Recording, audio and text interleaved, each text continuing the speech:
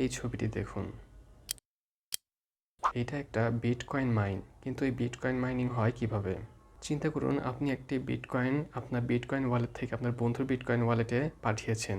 এই যে ট্রানজ্যাকশনটা যে হলো, ওয়েট, ট্রানজ্যাকশন কিন্তু এখনও হয়নি। ট্রানজ্যাকশনের আইডিটা গিয়ে পড়বে মেম পুলে। এখন আসবে মাইনাররা, যারা বড় বড় মেশিন নিয়ে আর একটি বড় ব্লকে কয়েক হাজার ট্রানজ্যাকশন ঢুকিয়ে সেই ব্লকটাকে বাহির করার জন্য খুবই হার্ড ম্যাথমেটিক্যাল ইকুয়েশন সলভ করতে হয়।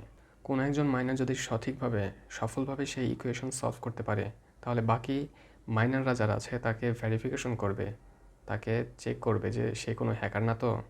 ভেরিফিকেশন সাকসেসফুল হওয়ার পর যখনই ওই ব্লক ওই মাইনারের ব্লক চেনে অ্যাড হবে, তখনই ওই ব্লকের সকল ট্রানজ্যাকশন কমপ্লিট হয়ে যাবে।